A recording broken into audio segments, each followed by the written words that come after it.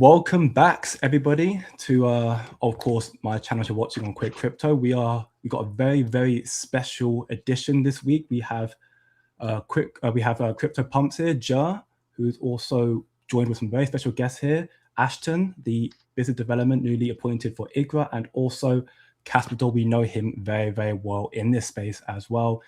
It's going to be a very jam-packed session to say the least. If you want to any kind words about this as well, Ja? Yeah, I know the two lads. I met the two lads in Berlin, and what you see is what you get. You wouldn't meet two nicer guys. So I think it's an example of the people that are involved in the Casper community, all very honest and hardworking. So it's great, and they're willing to be guinea pigs for the first show. So appreciate that. No Jay, worries, you man. take it away. Our pleasure. Yeah, happy to be here. Appreciate the invite. Great stuff. Well, as we kick this off, just for those who may be potentially new watching to Casper, or even those who may not be fully in tune to what's taking place, we could probably do a quick, brief introduction. Take it away with Ashton first, and then Casper, just to give a bit of a rundown on what it is that you do within Casper, who you are, and everything else. Yeah, sure. You want me to start, Jay? Please do. Okay. Yeah, I'm Ashton. I know a lot of people in CAS community. I've been involved for close to 2 years now. I helped start the first or one of the first meme coins as a KRC20 token on the protocol developed by Casplex. That was, I guess, a year and a half, a little over a year and a half ago now. Time flies. I've helped build a mining pool, a couple other tools, early block explorer for KRC20. I talk about Kaspa whenever I can. I love it. I think one of the hallmarks of the last year and a half was the Kaspa experience in Berlin, where we got close to 200 people together just to collaborate and showcase what. There it is, nice. And showcase what a Kaspa economy looks like in real life. So we had food and drinks and merchandise and stuff all available for CAS. Just recently this year, about 2 weeks ago now, I've joined the IGRA Labs team, which is EVM programmability layer that's coming as a layer 2 to running on top of Kaspa, a base rollup. So I do business development and ecosystem growth there, and sums up probably most of what you need. Perfect. Thank you, Ashton. And Kaspador as well. Can you please give a little bit of rundown about yourself and what is it you're doing? Sure. Thanks for having me, guys. Always a pleasure being here with you. So I've been in Caspa for almost 3 years now, and for the last year I've been with Casplex, which delivered the layer 2 EVM on top of Caspa. Prior to this, I've been a Caspa ambassador for obviously Caspa, and we had some very interesting events around it in Romania, Malaysia, Berlin, London, and I missed the the London one. But yeah, as Ashton, I'm doing the same. Let's say preaching Caspa everywhere I can, uh, since from the morning to the dawn. So we live and breathe Caspa, and this is my job as well, Caspa and Casplex. So Ashton, you had a post out there recently about IGRA. They've launched a couple of new nodes that are coming out. They have the tester node and they have the challenger nodes. Can you explain the difference between them two, please, and what they do? Yeah, sure. I'm happy to. So IGRA's layer 2 is interesting because there's some kind of complexity around introducing an IGRA token and a layer of what I think is kind of pseudo proof of stake on top of this. Both Casplex and IGRA are based rollups and some of the first instances of them in the wild, right? So this means that both networks inherit the security and consensus and ordering of transactions on layer 1, and it requires, or Caspa requires some often like reorgs of transactions where things may change ordering before they get completely finalized. And as it relates to IGRA's layer 2 specifically, we wanted to make nodes accessible to anyone. So from day one, anyone can run a node, and many times the re-indexing of the entire chain is a big barrier to entry for that. So you don't want to have to in a base rollup, you don't want to have to re-index all of the layer 1 transactions just to start up a layer 2 node. So attestations and the attestation protocol in Egra is important to this because attester nodes are consistently generating proofs and consistently proving that every transaction happened the right way, it was included in the right block, and it enables light and ultralight nodes to be set up where end users don't actually have to re-index the entire chain to set up their own node and get either dedicated RPC access for their DeFi applications or just the sovereignty of being able to run their own node. So this entire attestation protocol consists of mainly 2 different types of players. An attester node is watching transactions on both the layer 2 and layer 1 and consistently generating the proofs that these happened correctly and in the order that we expected them to. And all of those attestations actually get logged in a layer 2 smart contract. So if someone wants to turn up a new light or ultralight node for easy access on their own, they don't have to go through and reprove all of the history of transactions. They have a set of proofs that don't get pruned over time. They're just permanently there, and it enables these nodes. The challenger nodes are an interesting concept that I've personally never seen before, where we're essentially inviting people to watch these attestations and raise their hand and say, hey, this one doesn't look right, right? This is a malicious node, or this is a bad proof that's not true. And they submit that and are getting rewarded for any time they're correct. So not only are we allowing really the decentralization of anyone to run a node, but also anyone to attest to the provability or the facts of what's going on the network, and anyone to challenge that and say, no, this one is incorrect. So I think it brings a lot of decentralization and easier access to running L2 nodes in a base rollup environment like we've got.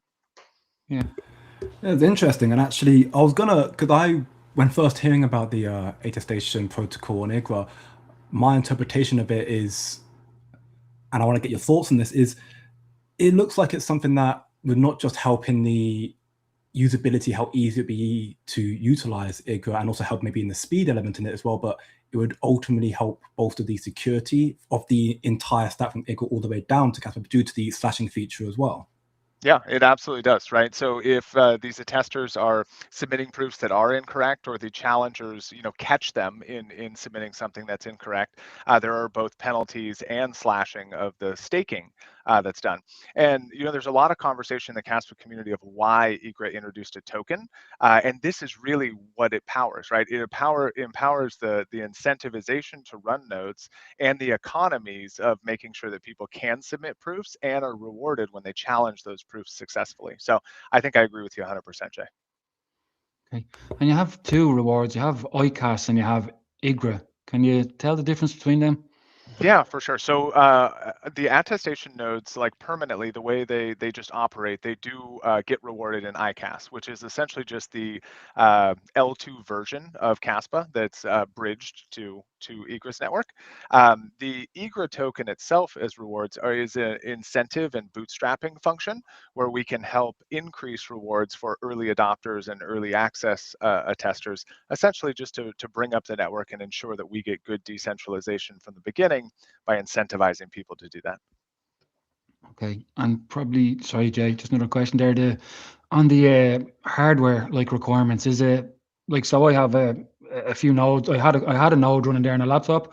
It didn't need much, it was an old laptop. It's cheap to run on, But on is that why there's a reward, because you need a little bit better hardware for this, and that's why you're kind of getting a reward as well? I think it's a fair statement, but I think it's a little bit more than just that, right? Because if you want to have a sustainable node network over a long period of time, you have to incentivize people to do it, right? And we've seen this even on Kaspa L1. We've got a lot of cypherpunks and crypto diehards or Kaspa lovers that just want to run a node, right? And then you also see the layer of miners that want to solo mine, and they want the sovereignty of mining to their own node, which is obviously the best thing you can do for the layer 1. Avoid the pools and just solo mine yourself. But when it comes to a layer 2, especially a base roll-up layer 2, there is no incentive to run a node unless you create this type of economic dynamic that does reward individuals for doing it. So it's not just that the hardware requirements are higher, it's that many people may not choose to run a node regardless of hardware requirements if there's not some economic incentive to do so. Okay, nice. And I wanted to ask on the I had a question in my head there. Is that going?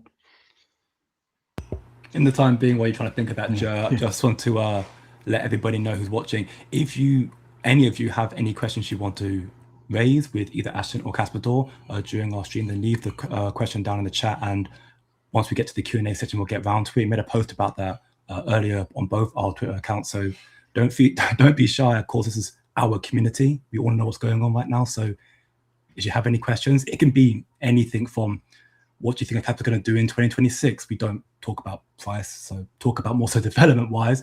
But even now, even maybe a bit more technical questions, if you want anything to ask, just I'm sure both of them would be very, very happy to answer any questions. And that's actually something that I wanted to segue into, actually, just to on Ashton for one more moment. Not sure if any of you tuned into the blockchain banter yesterday night. It was a crazy session, to say the least, and also the reason why we're doing what we're doing today. In that, Pavel, he dropped a major alpha, which I'm sure Ashton can possibly elaborate on. For those who may not be aware, Igra Labs, 5 days now, they are live on a closed mainnet, which is insane stuff. So is there something you could build on that, Ashton? Something that we can let us know why, like, this is such a big deal to hear. I can't believe Pavel said that in such a nonchalant way as well. It's crazy to me even now.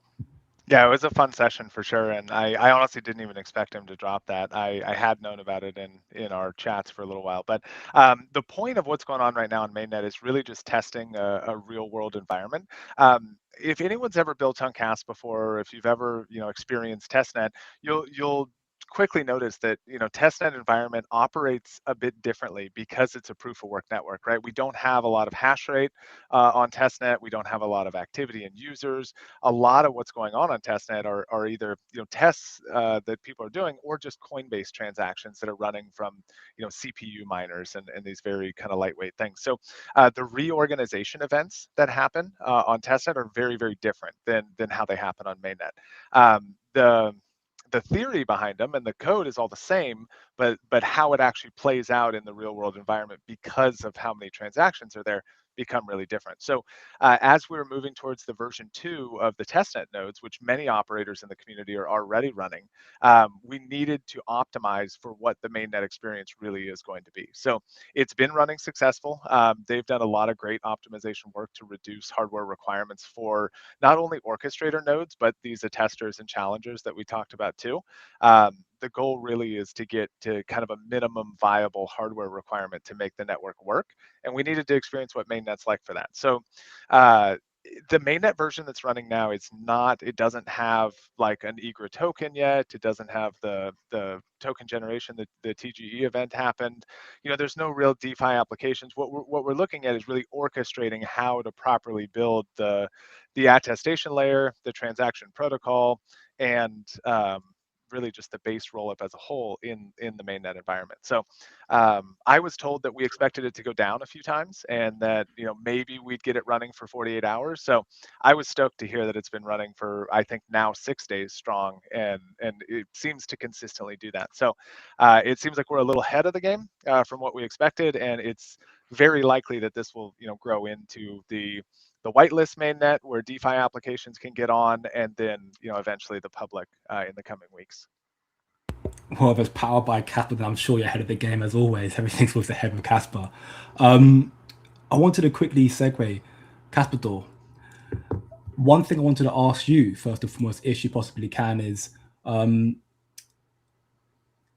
do you have any idea in any regards to what's taking place currently on Casplex, being the other layer 2 that's also already live on the mainnet on Kaspa, with Igra obviously mainnet imminently launching?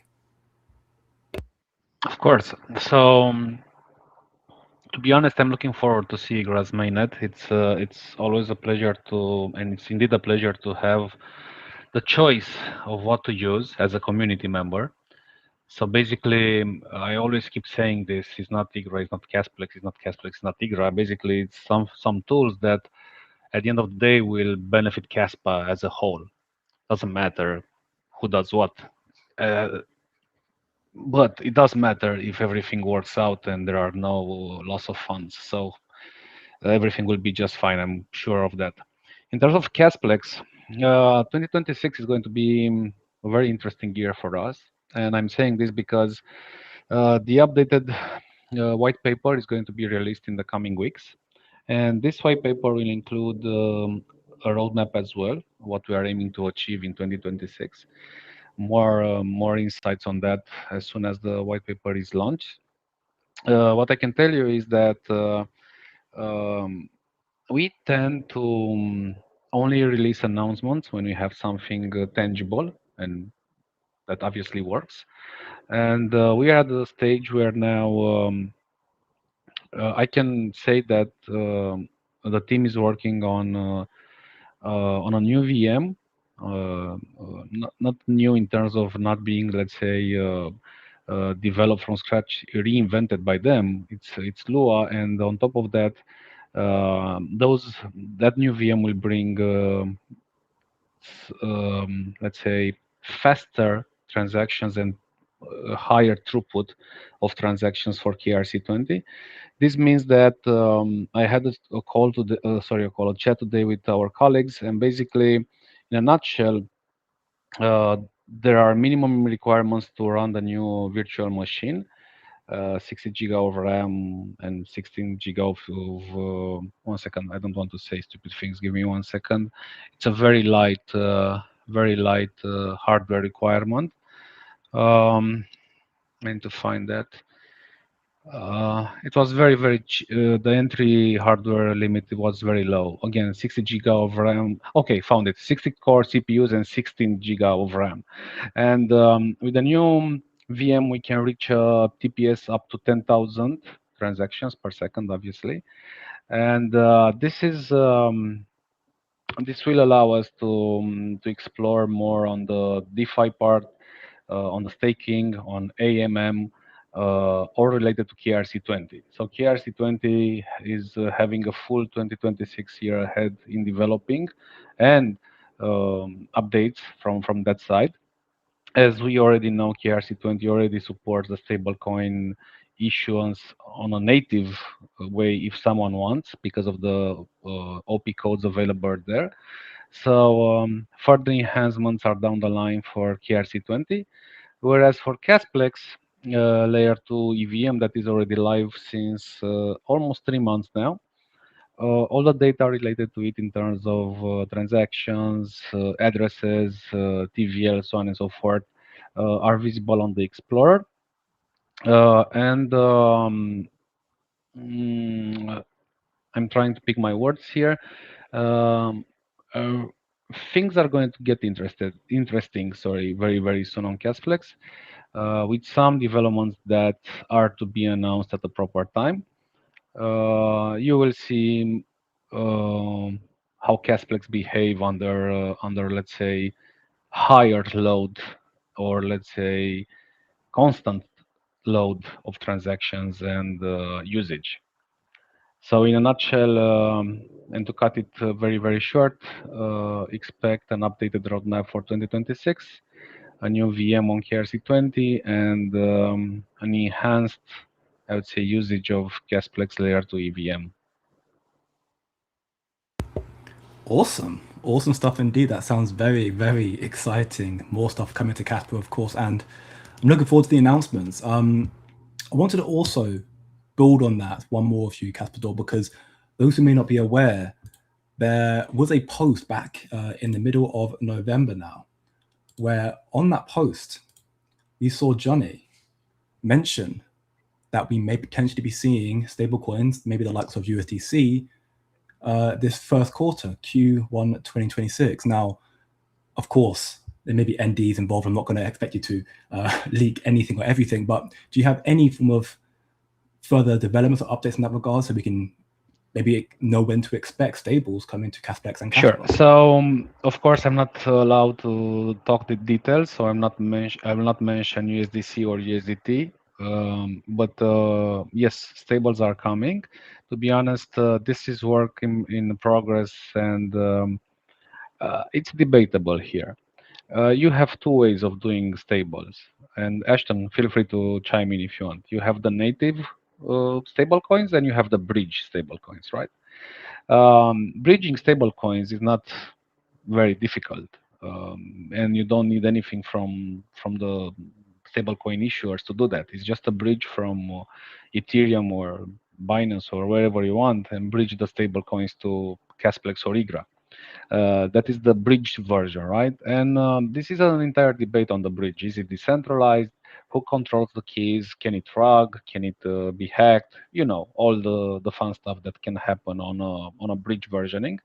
Whereas the native stablecoins, I will not mention amounts, but it's very, very, very expensive to have that deployed. This doesn't mean that we are not doing it or we are ignoring it. What I'm saying is that bringing native stablecoins is not an easy job financially, more than technically. From a technical point of view, that will take a little bit more time, and it's obviously involves a lot of money. Whereas the bridging version, as I was mentioning, everyone can, not everyone, but everyone that can know how to handle that and to build a bridge, they can basically just bridge the stables. And I think there is already one solution out there. I saw on Twitter, someone created a bridge between Ethereum and Casplex on the USDC part, and there was a testing with $5 or something just to make sure everything works. But again, this comes back to who do you trust? Because at the end of the day, you need to trust either the bridge owner, or you obviously need to trust the stablecoin issuer, right? In both formats, doesn't matter. Nothing is 100% foolproof or, let's say, fail-safe, right?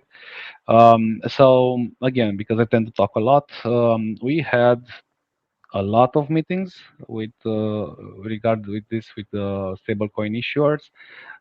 This is work in progress. This is I see daily updates from our colleagues testing and doing different stuff.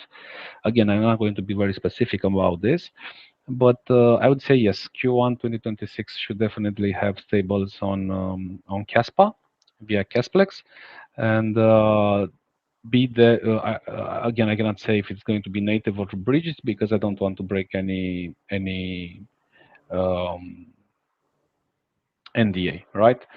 So Jay, yeah, this is work in progress, and this is going to be released in terms of updates to everyone as soon as we can and are allowed to. And of course, once this is being signed off and agreed, you'll see marketing campaigns, you'll see promotion from both sides, the normal stuff when a new partnership is being agreed and signed and approved by both parties.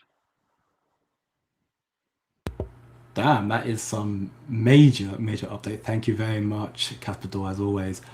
Now, I do see some questions. I'm going to ask if Joe would mind handling some of them. Just both you prepare, really. It looks like a lot of them seem to be mainly focused around Ashton for now. So we'll get through some of them and then continue on a little bit. So, Joe, you can take it away, please. Currently muted, brother. Oh, there you go. Sorry. How does IGRA guarantee the security and purpose of the funds? Is that flanged between Caspa L1 and L2, especially in the case of congestion or attack? I'm guessing he meant bridged between L1 and Right. L2. I mean, the transactions that happen on IGRA, I mean, and there's no difference for Casplex, to be honest, is that it's they're based rollups, right? So the transactions actually get sequenced and confirmed and inherit the security and consensus of the Caspa layer 1. So there's not a huge difference here in like the security level of transactions because they're all confirmed on Caspa L1. If you're talking specifically about a bridge, I think it's very similar to what Kaspador was just talking about with stables bridging, right? The IGRA's solution for entry is a native bridge, right? Coming from L1 to L2 is simply a formatted transaction that happens on the Kaspa L1 that allows the generation of ICAS on L2 and the locking of that CAS on the L1. So it's pretty straightforward. The bridge back is something that I would need to talk to the team more about, to be honest, because we don't have a real life environment to see how this is working yet. We haven't seen people go from L2 to L1 on a bridge. So hopefully it helps a bit. It's not a complete answer. Yeah. I have a question here from Banana. I know Banana, he lives in Azores. It's a nice island off Portugal. When we stop seeing L1 and L2 tokens that are the same but separate, we need something unique and one way to onboard everyone in the same path. Call it CAS 1.5 or L 1.5, KRC something. It doesn't matter. Does that make sense to you, Ashton? I can jump in if you want, Ashton, and we Yeah, can. go for it. Yeah, so if I get this right, basically, I think the question is rather like we have too many, not too many, because there are only two.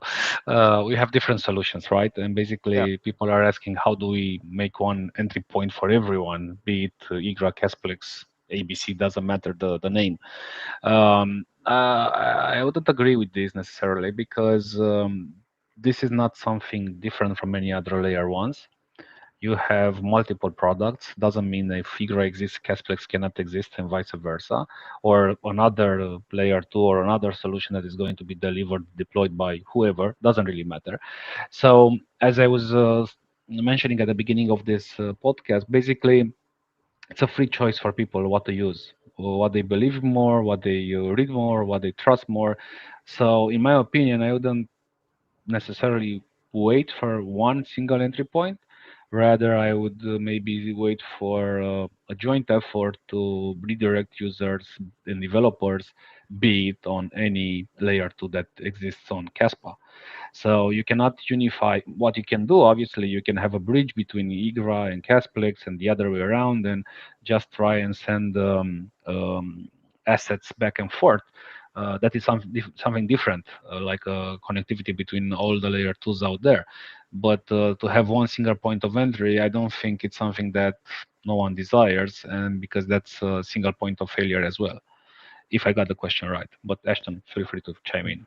Yeah, I mean, I think you did get the question right, and I think I generally agree with everything you just said. Like, what he's asking for is unification of the entire Kaspa ecosystem and anything that runs on top of it. And I mean, I think technically vProgs in the future might make this possible, but it would only make it possible if Casplex and IGRA developed and improved to the point where they could become, virtual program vProgs on Caspa instead of L2s. And then maybe there's some sort of atomic composability between all these different networks and corners of the ecosystem. But generally, I just think it's too early in development on that topic to even really consider it or wait for it or talk about it much. I mean, the core dev team for CAS is working on this, and we just need to learn. I personally don't know enough to even really comment on it. But yeah, to Kaspador's point, I mean, what he's saying is basically like, I mean, because Arbitrum exists and runs on top of ETH,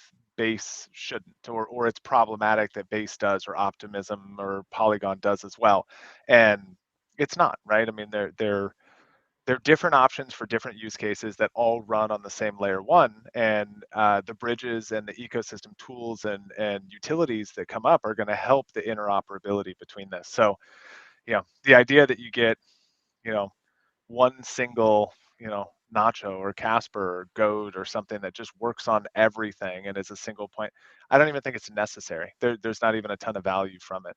It's good to have the interoperability and the separation of risks and responsibilities. Thanks for that. I think this is one for you, Kaspador. How many people currently run Casplex nodes outside of the Casplex team? There are tens of nodes.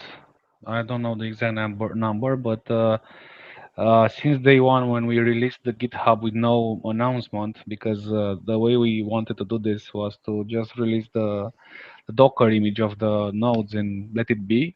let the community discover. Don't say anything about it. In the very first day, I think we had like 10 or something people, but obviously those were like anyone wanted to test. I'm also running one as well, right? But then we have some teams running them because they need it, and then we are in discussions with the infrastructure providers to host and serve them as a service to whoever wants to consume them, right?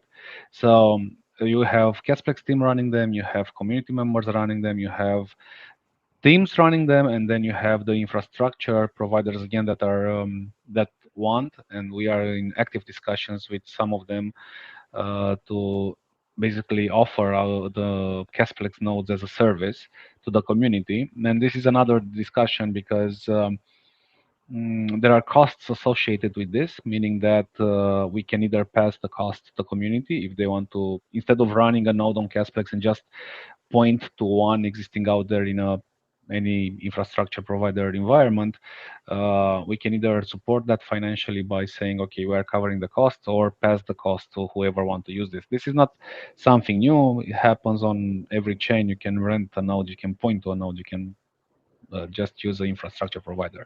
So I don't have 100% the numbers, but there are tens of nodes running out there. Okay. One for you, Ashton, because I got over my brain freeze there.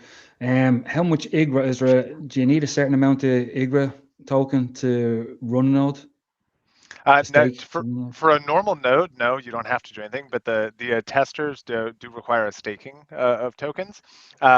It's not 100% finalized yet because there's no mainnet yet. So this could change, but the expected number is 400,000 IGRA tokens.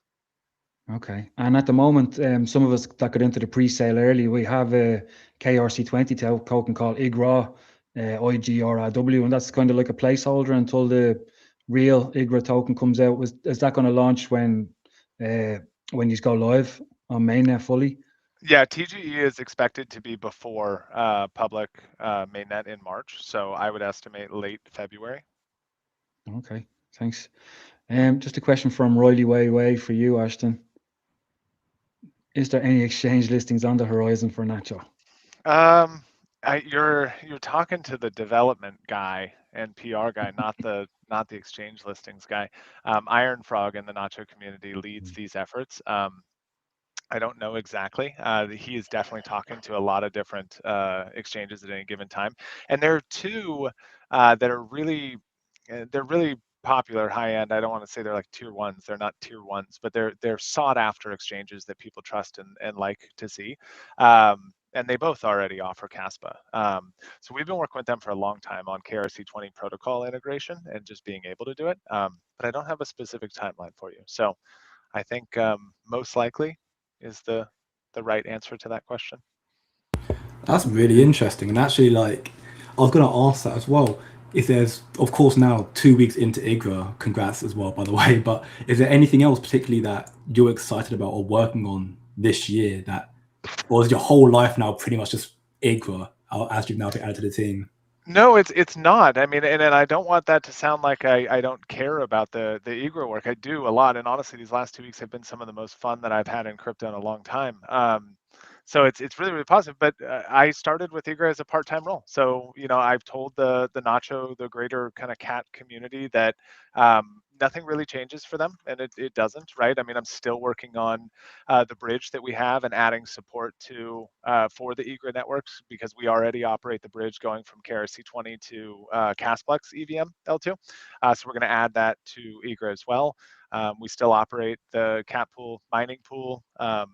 Yeah, so there's not a lot that's changed. I've just added on this task that, or this responsibility that creates a really good positive flywheel of helping the entire ecosystem and creating good partnerships across those, right? We talked a little bit about stable coins, and I was in a meeting today where we're bringing together 4 or 5 different projects to help support bridging any tokens really, but stables included onto IGRA so that hopefully we can see those live at mainnet launch in just a few weeks.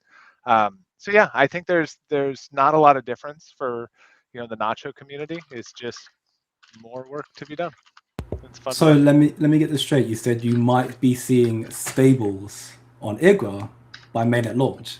Yeah, I mean, there would be bridge versions. Kaspador, just like Kaspador was saying, I mean, getting native ones is extremely expensive and has a massive regulatory risk associated with it, right? Like Circle and Tether and these companies they're not excited to issue their native stables on a brand new network that's untested or just a few months old or things like this. So you end up either paying for it or going through some really extensive, regulatory and compliance issues that are big hurdles. But there's a lot of really well-known teams that have already been audited, used for years, that are able to bridge tokens of any kind, including stables, from an EVM network to another EVM network. So, our meeting today and the efforts are really around just focusing on leveraging the existing trusted solutions that are well audited and well documented to accelerate bringing them on.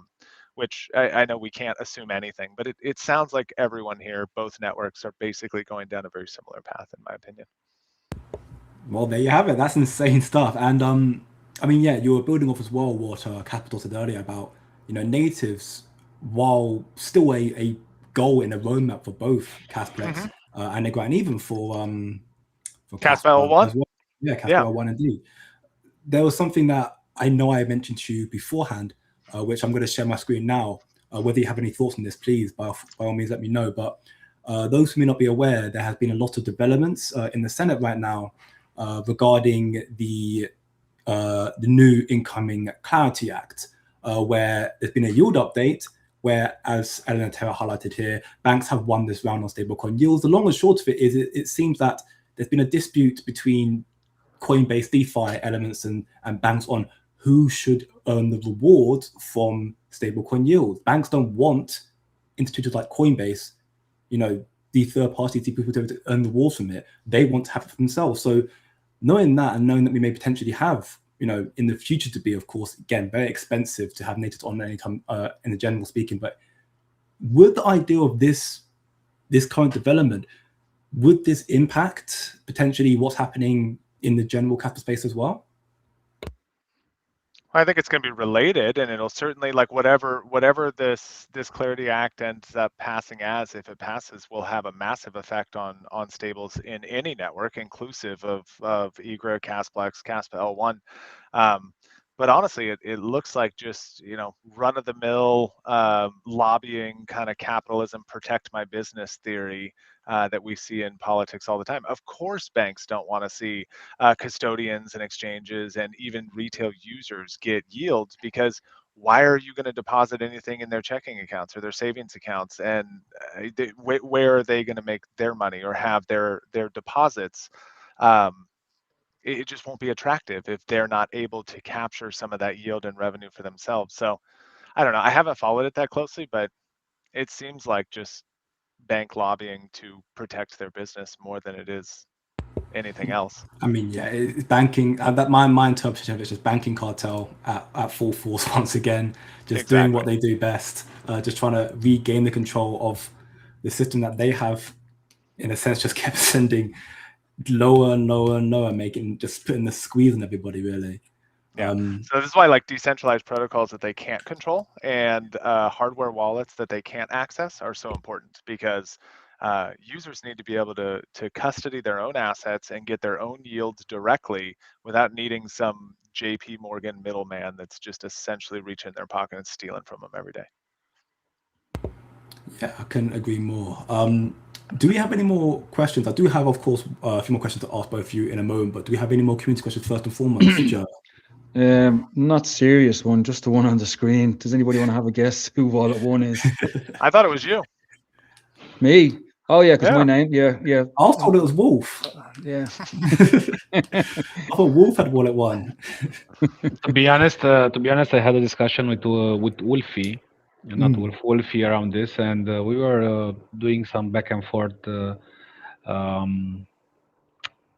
I don't know, discussions, trying to figure out who Wallet One could be, and it can be anyone, right? It can be large institutions. It can be maybe some very rich guy that doesn't give a fuck about his money and he's just buying Kaspa for his pleasure. Don't know.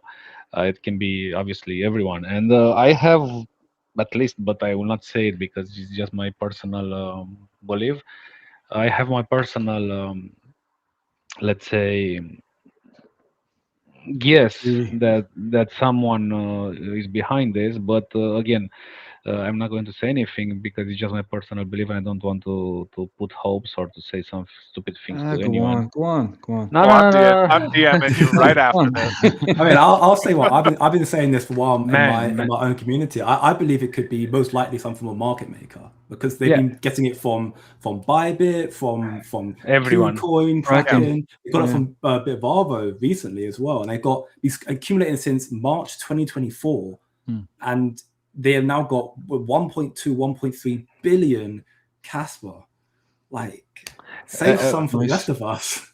yeah, they were focused on Gate most Yeah.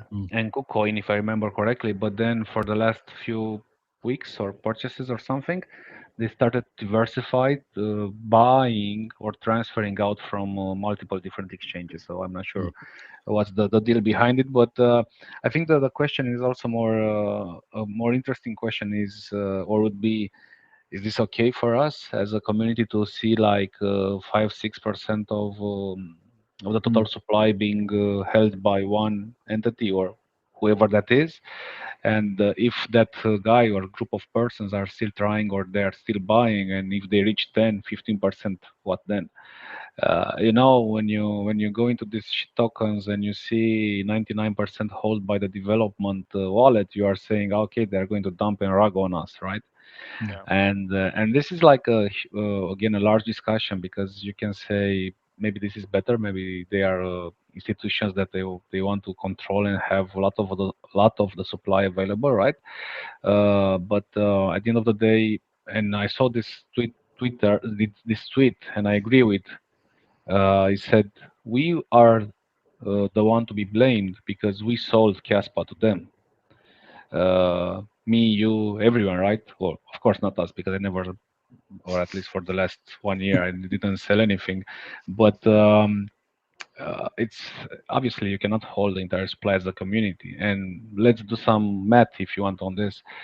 We are like 40,000 people on Caspa Telegram, right? Uh, how much cash they could have? 1, 2, 3 billion. And then you have the early adopters and miners, 1 to 3 billion. And then you have the entity X with 1.2 or the 1.3 billion, but who owns the rest of 10 billion or something? Mm. So it's very difficult. But anyway, uh, You never said your guess. I will not say it. It's a good try though. I, Do you But have any predictions? how can they buy so much in such a short time and it doesn't affect the price? Like how much can somebody have that they're buying it over the counter? Maybe Constant. it's Satoshi Nakamoto. Maybe maybe he's finally flipped from Bitcoin. Maybe they're just putting buy walls, right? And you get 1 million, 2 million, 3 million each day. You don't need to buy. You just need to be, let's say, sold into your purchase order, right? You don't need to move the chart because you are just putting a bid of Yeah. a certain Limit price. orders. Yeah, exactly. So it doesn't mean that if they are transferring millions, because they are doing that for like 2 years, or what's the time frame? You have Almost two plenty of years now. Yeah, Yeah. so you have 700 days. You can buy 10 million per day without moving the needle. Yeah. Do you have any thoughts, Ashton, or no? Or No, I mean I don't. no? I think Kaspador brings up a good point of like, are we okay with this? I think at this level, I am personally. I'm not too concerned about it just yet. If it were to get up to 15-20% range, right? I mean that is very very concerning. Um, but I think right now it's a green signal more or less. It's positive. It's probably some sort of institutional exchange or market maker or liquidity provider of some sort. And it's probably generally a positive signal that we see someone with this type of funds caring about acquiring that much, especially during the downturn of the last year. It's not like they got scared away when they were, Yeah. very underwater on their prices. Mm. They just kept doing it. So I think generally it's a positive thing right now, and we're all comfortably or cautiously happy about it. But But it's also against the ethos of Kaspa as a whole, right? I mean, if we really want to get back to cypherpunk nature, which crypto should be, then we don't care about market makers. We don't care about centralized exchanges. We care about peer-to-peer sovereign money. And that's maybe not a good sign for that topic. So I don't know. It's neither here nor there and to be figured out. Sorry, Ashton, I know you have to go soon, so just two more It's okay. I questions got there for 15, 20 minutes. you. Okay. How will the people that bought pre-sale be able to also be a tester, as they will get partial tokens as per vesting period? Yeah, so these are different programs. If you were part of the OTC pre-sale, which technically is still going on for qualified individuals, if you're interested, you can reach out to me or the team, and we can put you in touch and in that pipeline. The attester program, you will have to have the minimum amount to stake, and that'll have to be like unlocked, right? It'll have to be available to you to stake. So it depends on how much you got and how that plays out. But they're still available to acquire more specifically for this attester program, and it's pretty cost effective. I don't want to quote exact TGE prices right now or what the discounts are available to, but getting a 50% discount or even potentially 75% discount compared to what that TGE price will be in a few weeks is still possible right now. And 400K eGRA tokens at that price is not much for most people that would be interested in doing, running an attester node. So you're not excluded in any way. And there's a one there about Cap Pool. Are we close to Cap Pool coming out of beta? The longest beta ever. Yeah, I mean, more or less it already is, and we just need to do the work to announce that and showcase it. So sorry that we've been busy with other things, but I use Cap Pool. I like the way you get rewarded Kaspa and you get some nacho every now and again as well. Yeah, absolutely.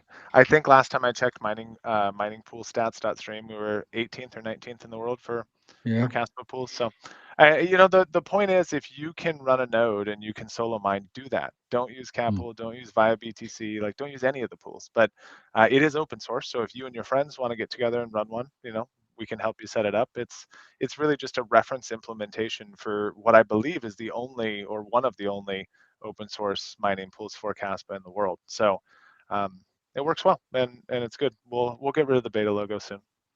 Okay, I have 4K as 0 ultras running off Cap Pool, and it should be 1.2 terahash. But I looked at it today. I haven't looked. You only look at it every couple of months, and it's 12 gigahash. I don't know. They all died of death, so they're all working here. I presume we just have to turn them off and back on again, or yeah, probably. Yeah, it's I typically look at my miners like at least once a week for that reason, because if you have like a network outage, you may need to restart or do something like that because you end up not getting connected. Oh, sweet. I mean, we actually just seen a few more questions from people here as well. I guess kind of building on what we spoke about earlier. So this question can actually go to both of you because it was talking in regard to stablecoin. My understanding of it is very much as the base level researcher, but there was someone here who asked, stablecoins are coming, and they'll be most likely bridge stablecoins off to start off with. So will that work? Will that work the same way as Circle USDC, as like native? I'm assuming, or how are the difference between the two? Part called the cost between native bridging and or natively and bridging.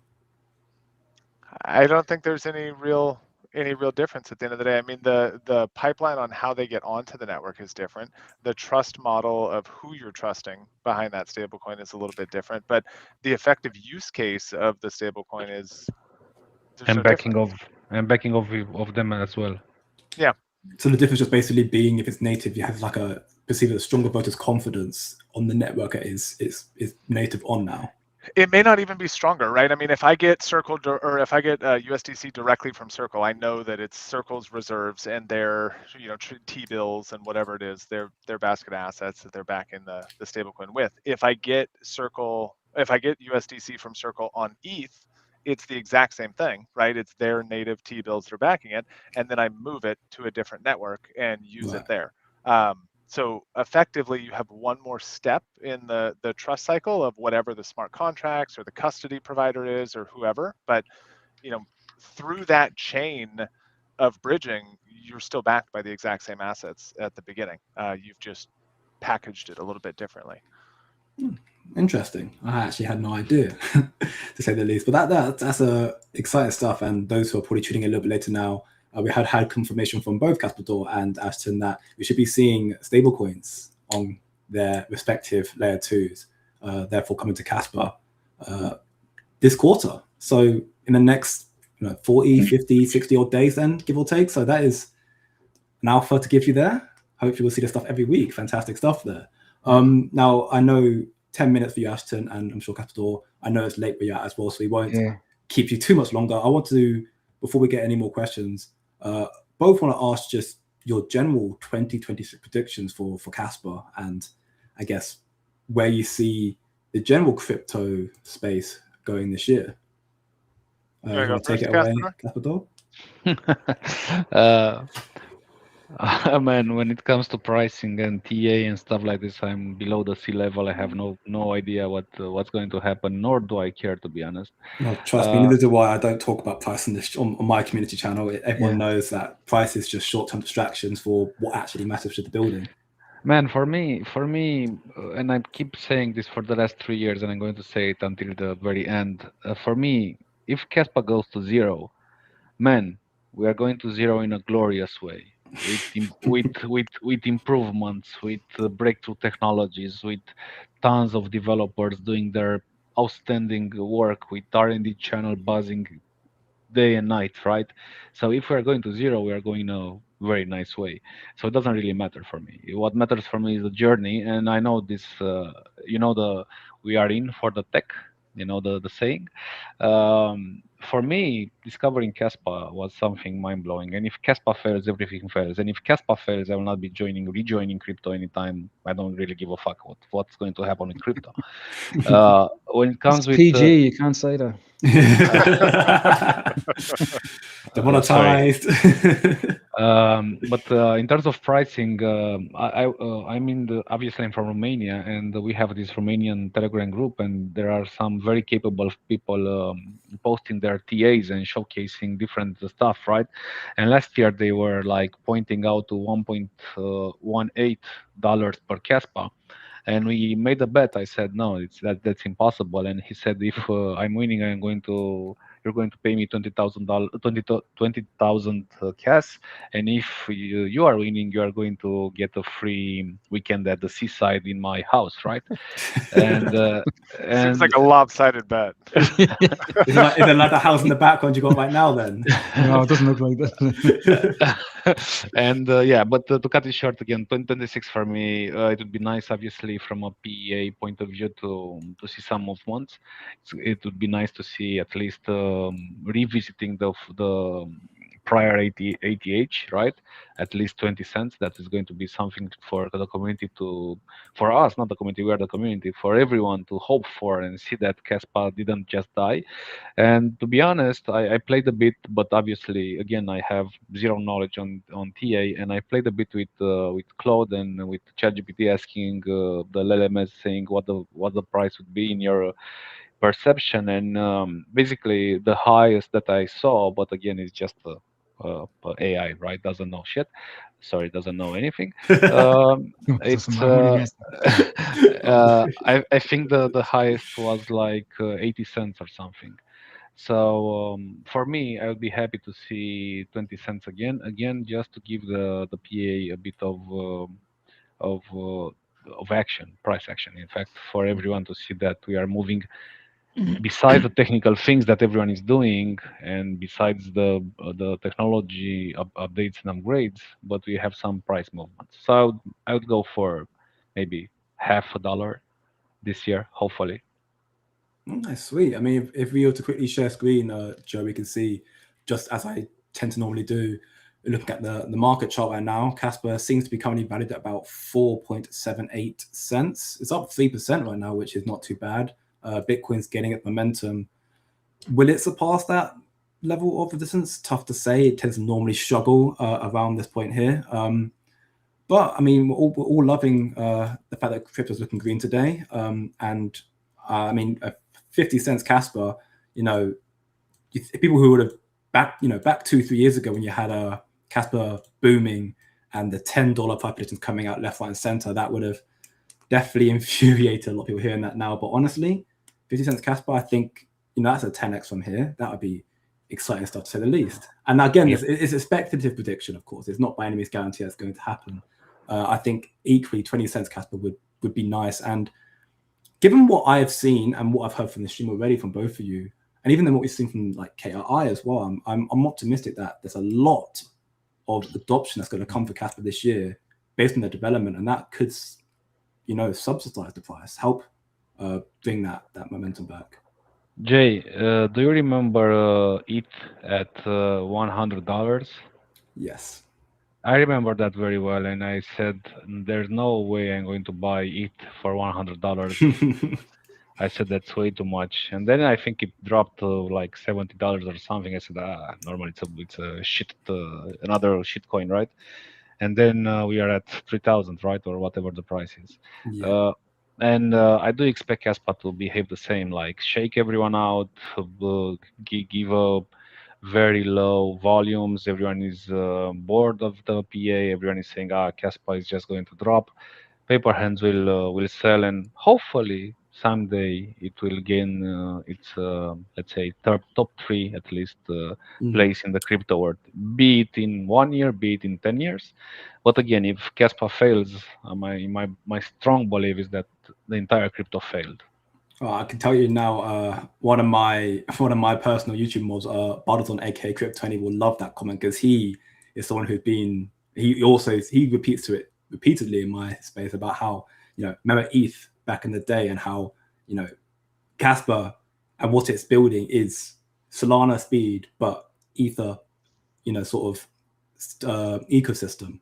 It's, yes, I completely agree in the sentiment that if Kaspa fails, then, you know, everything, money has failed. So Kaspa could just be going through that shakeout period and surprise a lot of people. And I mean, who knows, this year, so much going on, be it crypto, be it Kaspa, be it just the general macro, like what's happening in this space, you know, seeing all the drama right now in the US, even the geopolitical tensions right now, the yen carry trade, what's happening in Japan, all these stuff that could be so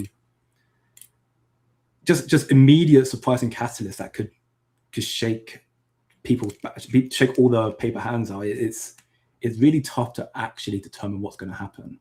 But you had Bitcoin at 69,000 and then it crashed to 13,000. Precisely. Like anything can happen. Anything can happen. It is entirely possible. I mean, so almost 5x, yeah. Yeah. Yeah, we're coming off one of the weirdest years in crypto ever, and I think a lot of it has to do with U.S. Politics and greater macroeconomics across the world. I mean, Japanese yen carry trade, like you were talking about, is a huge domino effect on macro and economics and investments. So it's I mean, I think the focus should be on Kaspa's adoption and the builders that are coming. And it's interesting because, you know, you had a lot of alignment in the community 2 years ago, you know, 2024, and then 2025 is kind of like this spread, right? I mean, you saw everyone kind of go their own direction and try different things. And from the conversations that the core dev team is having, and even some of the remarks Yanni's made, there's a lot more, I think, alignment and focus on needing to market Kaspa, needing to gain adoption, penetrate other crypto markets. So I put out a post in the first week of this year that was like 2026 is our year. But that's the year from the technical and the adoption and the building perspective, right? I think when you talk about like getting its top 3 spot, I've always kind of felt like that's closer to a 2030 goal than it is a 2025, 2026 goal. Yeah, I had an interview with Ilal, you know, Ilal ex Dag Labs. Yeah, he thinks that obviously we need adoption, but he also thinks Kaspa could do if they had some kind of marketing. I know the community is kind of marketing, but if they just need more word out there, because still a lot of people haven't heard of Kaspa. I hear every day somebody says they've never heard of Kaspa. Oh, yeah. What you need is I haven't actually heard more about it, but I know it was back in December that Kaspa Core Yoni mentioned about putting together a media outreach team. I haven't heard much more about that, but that would be huge, I'm sure, for getting the understanding of Kaspa out there as well. Yeah, for sure. I think it's important to have professionals focusing on the things that they're professionals in, right? And community members talking about things in the decentralized nature of gaining adoption and yelling about CAS and pushing it into different corners is huge. It's necessary for any community, but you need a strong narrative that has some kind of ownership and responsibility and accountability behind pushing it. And it sounds like the core team, Yanni specifically, has been seeing more of that light recently. But a lot of 2025, we went through that experience of like, the core main quote unquote Kaspa account just had a wild year of volatility and fights and arguments and things. And it was probably a healthy process that we needed to have, but I hope it's in the rearview mirror, and it seems like it is. Yeah, you heard it here first from Ashton. Crypto pumps and quick crypto, they're not enough. We need more. We need more to push out the voice of Kaspa right now. Either you guys want to answer that question there? You are right, and then that comes to the question: how does Kaspa plan to maintain decentralization as throughput and adoption increase? I'm guessing this is partly in question to Wallet One as well, and its current growing in allocation. Oh, you think so? Yeah. Possibly, or just in the element of, as Kaspa, again, we're thinking about the KRI and the kind of the bigger players who are starting to view Kaspa and even use Kaspa. How do we see Kaspa grow in adoption and utilization by these big players, but still maintain that decentralized element where it doesn't become monopolized? Well, I think you support various different projects that are building on there, right? You've already got two EVM layer 2s. You've got multiple other protocols, right? K-Social, Cassia, even the original KRC20, the KRC 721 protocol, right? There's already a lot of this diversification of players in this space, and you need to support them and continue using these. But Kaspa is inherently decentralized. It's a proof of work network, right? I mean, mine to your own node. It's the easiest answer to that question ever. Yeah. I just used to think the decentralization was the coin allocation, who at what percentage, but it's to do with nodes as well, isn't it? How cheap it is to run a node in your house. Absolutely. How cheap it is to run a miner. Because that's the thing with Bitcoin. While Bitcoin was also fair launch and it is decentralized, because it's so expensive to run a node and it's been monopolized by these massive Bitcoin mining companies, it becomes increasingly less decentralized, increasingly more centralized as a result of that.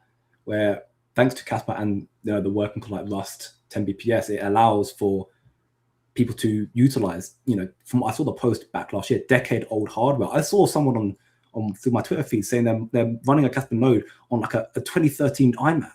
I thought that's insane. Yeah. That's insane. Yeah, you do not need much hardware requirements to do it. And you're right that the block speed allows more block rewards to happen. So while they're smaller block rewards, you're not going to get a full Bitcoin worth of value out of every block you strike in Kaspa, but you can actually get paid every single day for mining, even on a home miner, even on minimal, electricity usage. So I think caring about this is what keeps it decentralized, right? Because other people, like even in TradFi, like you don't care about learning how to manage your own money, and you hand it off to someone else, and now it becomes centralized and BlackRock owns the world, right? And you just care about it and learn how to participate is the number one way to keep it decentralized. Another quick terrible segue, but I saw Lev, the man himself, is in the chat. Well, he asked a question to both of you, which is, in a game of chess, which one of you two think would win? I don't think I've ever talked to you about that, Kasper. Do you play chess? I'm going to answer very, very, very, very blunt. You got no chance. You got no chance. No. You can play with your eyes closed and you'll still win. I was in Sydney one time and listening to Yanni speak on stage, and he was talking about like network latency and things like this, and he's like, he likened it to chess, and he's like, you only care if you're really a professional. And I remember thinking like, shit, I guess I know nothing about chess, because I don't even know why you would care about latency being a professional chess player. So yeah, I think we're on the same level, man. I play with a 9-year-old most of the time. I remember, I think it was either Chris or it was Wolf. It was one of those two clowns who were saying if he beat Yodi in chess, we make him drink a beer out of the Viking horn. I think you're more likely to just get him to drink it by yeah, honestly, at this point, I don't know what it's going to take to beat Yoni at chess. That's going to be probably harder than trying to understand how to run VProcs. Yeah, I would probably forget the rules if I sat down with him, because it would just be so intimidating. I don't even know what this game is anymore. Yeah. Okay, well, I guess in that case, I don't think we got we might have got you answer. Maybe I got missed in translation, but we got Kaspador's 2026 price prediction, not price prediction, just prediction in general. Do you have one as well, Ashton, just for the general outlook of Kaspa and crypto? Of course, not necessarily price, but mostly just what you see in the building and possibly adoption of Kaspa this year.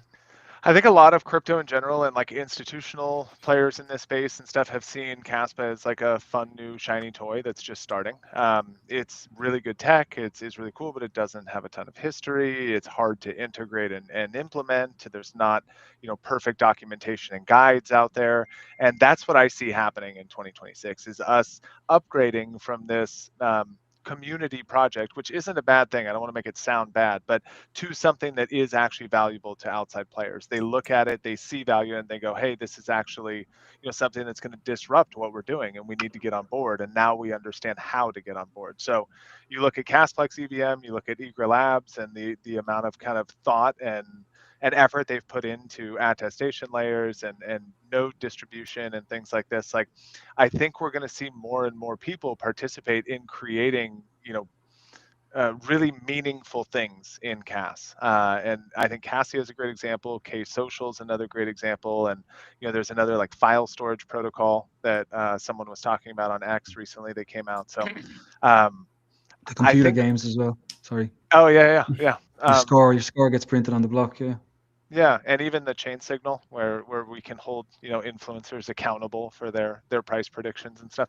I just think that I think we get enough infrastructure and enough eyes that it becomes real to a lot of players that maybe didn't use that word before. Yeah. And I think it'll have a really good effect on price, but I don't know what that is. I agree, especially after the recent introduction. I know I've been seeing a lot of it through Ezio. Now you've got Python, startup on Kaspa as well. The SDK is available in Python, right? And there's so many of these institutional players that use Python backend code that haven't really had access to this before. Yeah. We just had kind of JavaScript, TypeScript access, or full-blown low-level Rust code that could integrate. So. Yeah, I saw Kaspador did something. He made a post about the Python as well with coffee.cas.coffee. Yeah. So man, I just took the GitHub from Ezio Dev. I opened Cursor and I said, ingest this link and tell me what we can do for Cas Coffee. And Claude started saying, you can generate wallet, you can send private messages on chain, you can do ABC stuff. I said, okay, implement them all. And like in 1 hour, everything is up and running. And if you open Cas Coffee now, you can send a text message on chain. If a donor, if someone wants to donate something, she can also write something there. Thank you for your work, right? And that text is going to be embedded on Kaspa network. So you can, if you open any examples, go to examples and open any page, whatever you want. This is yours, Kaspador. You made this, didn't you? Claude made it, yeah.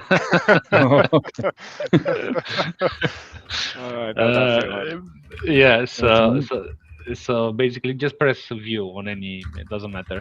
And so with the SDK that and scroll down a bit, with the SDK from Ezio Dev and the guys, basically you just ingest the documentation there, and it allows you to generate your wallet in a private mode. You can do whatever you want. So talking to Ashton's point, or let's say adding on top of what he was saying, with the SDK, the entry level is so low that everyone can do anything. And in today's world, where you are just building something in 5 minutes with the AI, obviously it's not secure, and you still need to understand what you are doing. So that's why, for example, I'm not allowing anyone to connect their wallet on Cas Coffee, because I don't want to break and to be responsible for anyone's funds, right? So, but anyway, coming back to the SDK, with let's say such availability of development kits, everyone can do whatever they want on Kaspa. And I saw different use cases. And for example, I also built a raffle system on Casplex, which basically does on-chain winner selection. But sadly, that is not permitted by law, and it's considered gambling. But I've tested it, I've played with it, and it's amazing to see when the block comes and you press claim or select winner, the magic happens on obviously Kaspa, seeing that the hash together with the block time and everything selects a winner. So that is something that I cannot showcase again due to the law restrictions, which I feel very, very bad, because I truly believe that's a very good idea. But yeah, these all developments are coming together thanks to EasyDev and to all other core developers and community members that are making Kaspa more accessible for everyone that wants to build on Kaspa.